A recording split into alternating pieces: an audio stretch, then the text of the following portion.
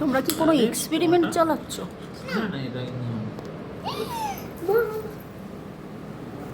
উফ, গরম চা, ঠান্ডা কোক। হ্যালো, তোমরা সবাই কেমন আছো? তোমরা এখন দেখছো হিমাচল ডায়েরি পার্ট 7। আমরা আছি এখন বীরে। এই মনাস্ট্রিটা দেখে আমরা যাব রেভালসারে। সেরিং জং মনাস্ট্রি। ওয়াও, আমি যা দেখছি বুঝলে রাজা, এ বীরে এসে দুদিন থাকতে হবে।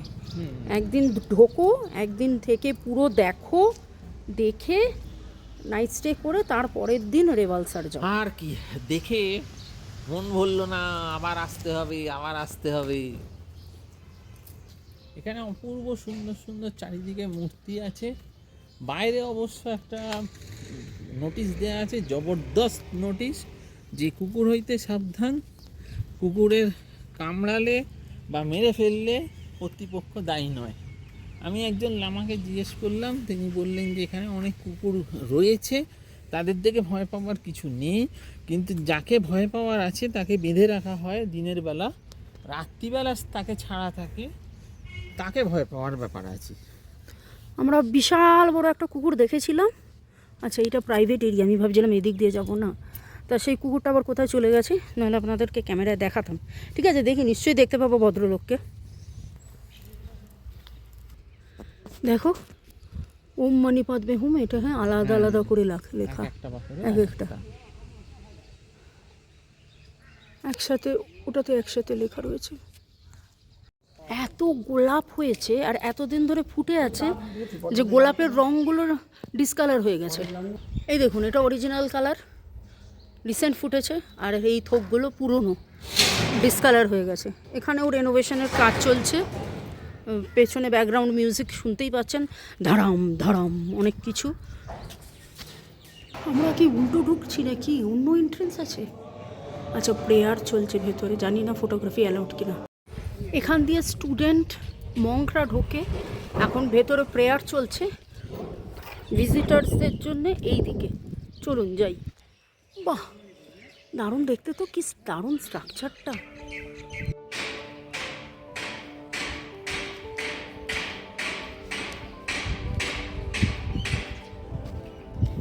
ভেতরে মনে হয় না ফটোগ্রাফি অ্যালাউড, দেখছি।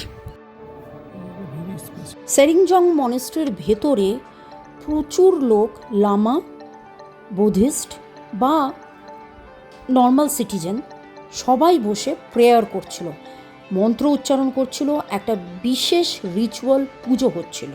দারুণ লাগলো। বীর থেকে রেওয়ালসার 95 কিলোমিটার, মাঝখানে মান্ডি পড়বে। আমি আজকে আর কোনো রকম সময়ের হিসেব করছি না, কারণ বীরের মনেস্ট্রিগুলো দেখতে দেখতেই অনেকটা সময় চলে গেছে। হিসেব ছিল 10টায় বেরিয়ে আমরা 4টে রেওয়ালসারে পৌঁছে যাব। জানি না আলটিমেটলি কতক্ষণে পৌঁছবো, কারণ এখনই অলরেডি বাজে 1টা, দুপুর 1টা। খুঁটিয়ে খুঁটিয়ে প্রতিটা মনেস্ট্রি দেখা, মেডিটেশন করা, চান্টিং করা, তারপর প্যারাগ্লাইডিংয়ের জায়গাটাও তো অপূর্ব, দারুণ সুন্দর লাগলো। এখন এগিয়ে চলছি। পৌঁছে গেলাম আমরা রেওয়ালসার। 30 টাকা ট্যাক্স নিচ্ছে। এই যে লেক, আমরা এখন এগোচ্ছি।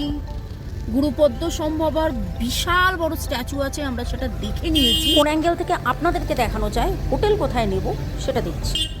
ওল্ড গুরুপদ্ম সম্ভবা নিংমাপা মনাস্ট্রি, সো পামা রেওয়ালসার দেখে পড়লাম। Lake studies and meditation centre, ওই যে ওইটা, এখানে পার্কিং। আমাদের লেক পরিক্রমা করা হয়ে গেল। এখানে একটা পাবলিক শৌচালয়। আমরা গুরুদুয়ারাকে সাইডে রেখে আরেকটু ওপরে উঠিয়ে চলে এলাম ওয়াংরু হোটেলে। সেখান থেকে আমরা ভিউটা দেখতে পাচ্ছি।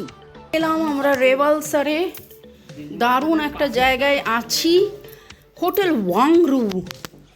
তুই কম্বল গায়ে দিচ্ছিস কি রে? ট্রাই করছিলাম, কতটা নরম সেটা তো দেখতে হবে। এখন কটা বাজে জানিস? সন্ধ্যে 7টা। সেখানে এত রোদ।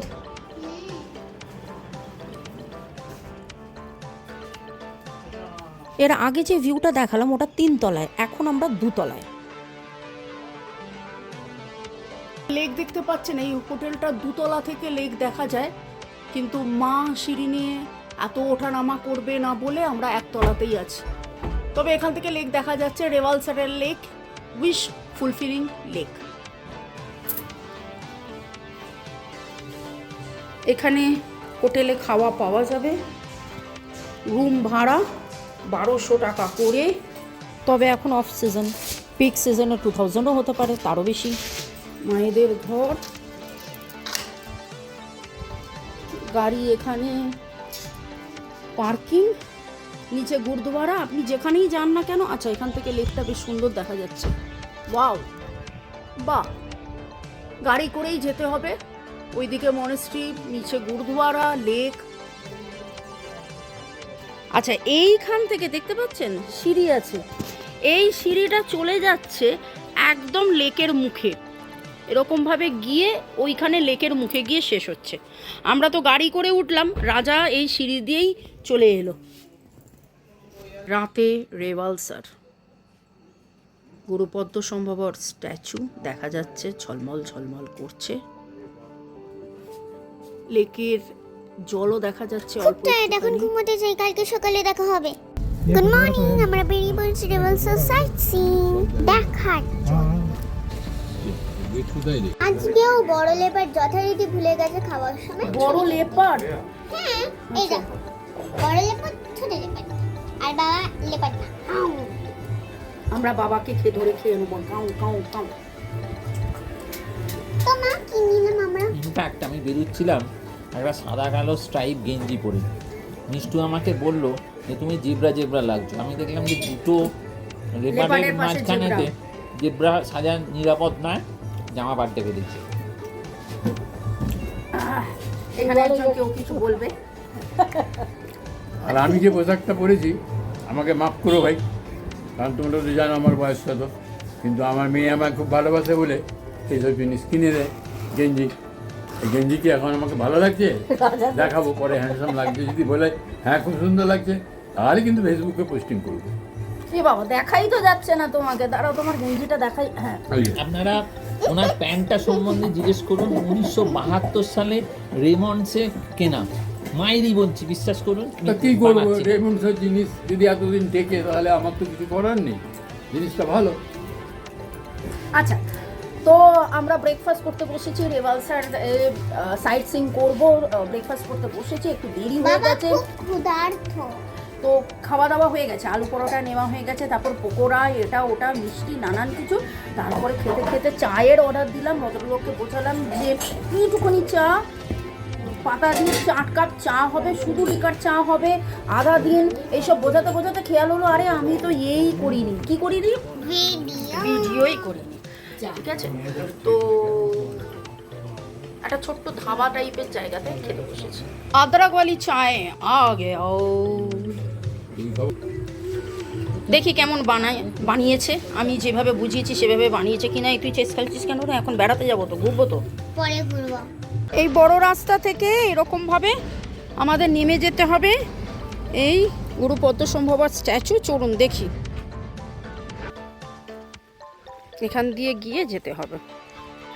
আমরা যাচ্ছি গুরু পদ্ম সম্ভবার যে মূর্তি সেখানে, এটা রিভালসার, হিমাচল প্রদেশ। কত কত উঁচু বলো? 123 ফুট উঁচু এই মূর্তিটি, সুবিশাল, লেকের বহু দূর থেকে দেখা যায় স্বভাবতই, আর অদ্ভুত সুন্দর। ভালোবেসে ফেলবেন মূর্তিকে দূর থেকে। আপনারা নিশ্চয়ই নামচিতে গেছেন, সিকিম নামচি, সেখানেও গুরুপদ্ম সম্ভবর বিশাল বড় স্ট্যাচু, সান্দ্রুৎসি, ঠিক আছে। আর এইদিকে পেলিংয়ে রয়েছে চেনরিজিক, বিশাল বড় স্ট্যাচু। আর রাবাংলায় তথাগত স্থল, গৌতম বুদ্ধর বিশাল বড় স্ট্যাচু। আর এইখানে গুরুপদ্ম সম্ভব। চলুন আমরা যাই। এখানে প্রবল এনার্জি। এই যে মূর্তি, এই মূর্তি প্রতিষ্ঠা করে গেছিলেন দলাই লামা স্বয়ং, এবং এই মূর্তির পুজো তিনি করে গেছিলেন প্রতিষ্ঠার সময়তে। এখানেতে এইখান থেকে আমি এনার্জি অনুভব করতে পারছি যে এখানেতে এত এনার্জি রয়েছে। আচ্ছা, এখানে আরেকটা কথা আমি বলবো, খেইচি পেলরি লেক আর রেভালসার লেক, গুরুপদ্ম সম্ভবর ডাঁ পা আর বাঁ পা, আমি এখন গুলিয়ে ফেলেছি কোনটা ডান পা বাঁ পা, আমি লিখে দেবো পরে, একটু রিসার্চ করে নিতে হবে। চলুন ততক্ষণে ট্রেক করে যাই। রিসার্চ আপাতত করতে এখানটা city করতে হবে না, মনে আছে, কিন্তু এই মুহূর্তে গুলিয়ে ফেলেছি। পেটে আসছে, মুখে আসছে না, যাকে বলে গুরু পদ্মসম্ভবাকে বলা হয় যে বৌদ্ধ ধর্মের দ্বিতীয় বুদ্ধের সমান মর্যাদা দেওয়া হয়। তিনি ভারত থেকে তিব্বতের যে বৌদ্ধ ধর্ম নিয়ে যাওয়া গেছিল তার মধ্যে প্রধানদের মধ্যে একজন, এবং তিনি তিব্বতে তান্ত্রিক বৌদ্ধ ধর্ম নিয়ে যান এবং তার মাধ্যমে তন্ত্রের যে উৎকর্ষতা লাভ হয় তিব্বতে তান্ত্রিক বৌদ্ধ ধর্মের। এবার আমি রাস্তাটা দেখাই আপনাদেরকে। এই রাস্তা দিয়ে আমরা নেমেছি। রুমেনির যদিও পায়ের অবস্থা গন্ডগোলে, কিন্তু তার মধ্যে I am rocking, I am enjoying. ও নেবে যাচ্ছে। বড় লেপার্ড আর ছোট লেপার্ড, বড় লেপার্ড ছোট লেপার্ড নেবে যাচ্ছে, ফলে ওদের খুব একটা অসুবিধা হচ্ছে না। এই ধরনের রাস্তা দিয়ে তো লেপার্ডরা নামতে অভ্যস্ত। এই ধরনের ইয়েতে এই চার পায়ে নামতে হবে। চল, এই তো এখানে দরজা, এই ভেতর ঢুকে যেতে হবে। অসাধারণ, দারুণ দারুণ, আসো আসো আসো, দারুণ অসাধারণ। আচ্ছা একটা কথা বলবো, আমরা যখন আসছিলাম আমরা ফুলিয়ে ফেলেছিলাম। একটা রাস্তা আছে যেটা মিডল দিয়ে উপরে উঠতে হয়, আর এটা ওপর দিয়ে নিচে আসতে হয়, এটা বেশি সুবিধা। আসুন, এখানে ডিরেকশন দেওয়া আছে, ওখানে দিয়ে প্রেমিকের মন্দির যাওয়ার রাস্তা। এক্সিট মানে আমরা এক্সিট দিয়ে এন্টার করছি।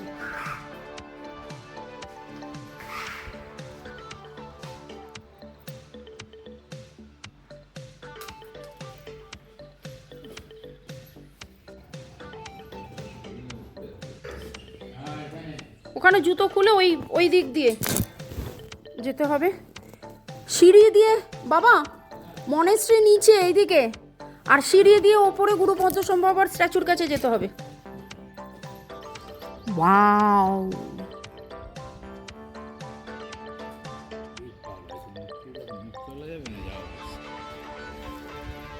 আমি অ্যাকচুয়ালি ভেবেছিলাম যে লেকটা খুব বড় হবে, কিন্তু লেকটা অনেকটাই ছোট। লেকটা অতটাও ছোট নয়, ব্যাপারটা হচ্ছে তুই নৈনিতাল থেকে ঘুরে এসে এখন রেওয়ালসার দেখছিস, তাই তোর রেওয়ালসার লেক ছোট মনে হচ্ছে। এটা চারিদিকে শহরটা উপর থেকে দেখে বোঝা যাচ্ছে কত বড়। কেচিপেল্লি লেকও এতটাই বড়, কিন্তু সেই লেকের চারিদিকে পাহাড়, বন জঙ্গল, কোথাও কোনো ঘরবাড়ি নেই। 5 মিনিট পায়ে হাঁটা পথ দূরত্বে মনেস্ট্রি রয়েছে, কিন্তু এইখানে এই রেওয়ালসারকে মনে করা হয় যে 3টে ধর্মের পবিত্র জায়গা। আপনারা কি দেখতে পাচ্ছেন? দাঁড়ান জুম করি। ওই যে ওখানে রয়েছে গুরুদ্বারা, তো এটা শিখদের পীঠস্থান, এবং এই রেওয়ালসার নামটা শিখ গুরু গোবিন্দ সিংয়ের নাম থেকে এসেছে, 10th গুরু। আর এখানে কৃষ্ণ মন্দির, শিব মন্দিরও রয়েছে, প্লাস এই তো আমরা এখন মনেস্ট্রিতে একদম।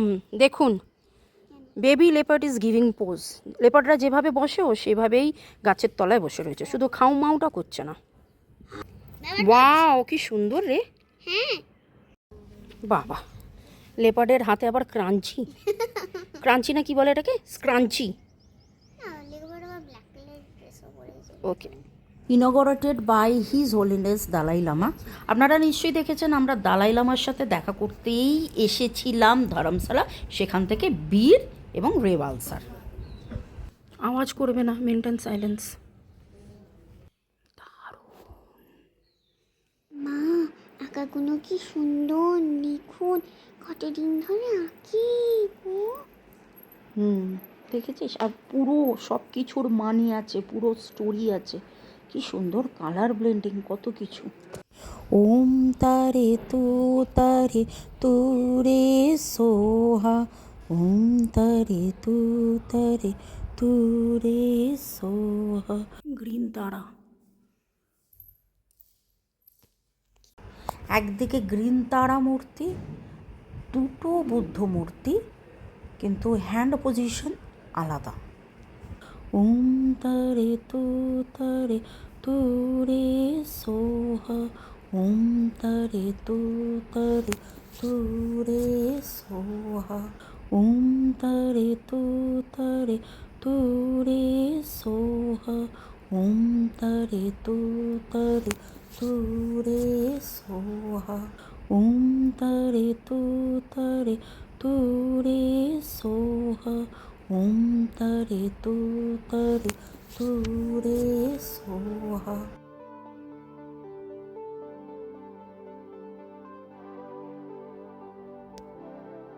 তো উপরে আমরা চলে এসেছি। এখানে দরজা বন্ধ, রয়েছেন মা তারা রয়েছেন। মা তারার ডান দিকে নিচে বসে আছেন মঞ্জুশ্রী, বাঁ দিকে মহাকাল। হ্যাঁ, হাতে দেখ না তরোয়াল, আর এদিকে মহাকাল। আর আমরা এখন এতটা উপরে, আরো উপরে যাওয়া যায়। এই যে পদ্মের নিচে, আর একদম উপরে যাওয়া যায়। পদ্মের উপরে যাওয়ার জন্য একটা স্পাইরাল সিঁড়ি আছে। আচ্ছা, এখানে নো এন্ট্রি করে রেখেছে উপরে যাওয়ার।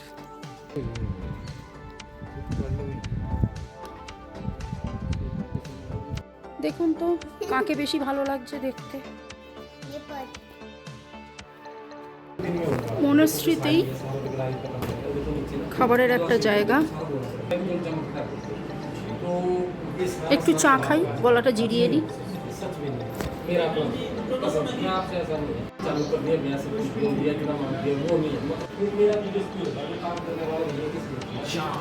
কি চা? মিষ্টু? ও চা, কুদাসাই।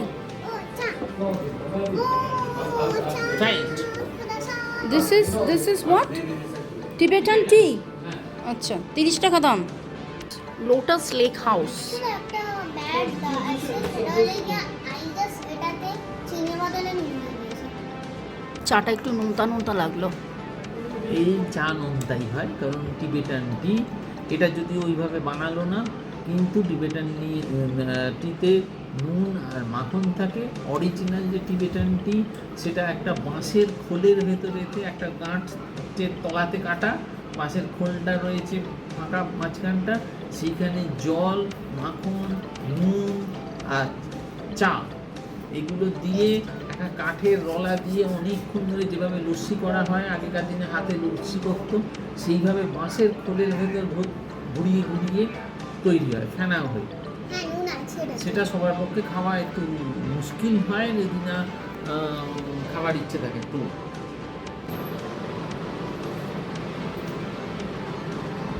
এটা সুগার ফ্রি আর এটা ভ্যানিলা।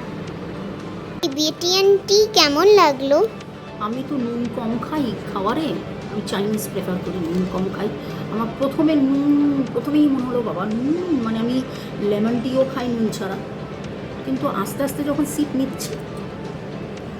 আর আমরা এখানে নিয়েছি vanilla Coca Cola, first time try করব। Made in Japan. রাখি টিবেটিয়ান জায়গায় এসে টিবেটিয়ান, জাপান, চাইনিজ,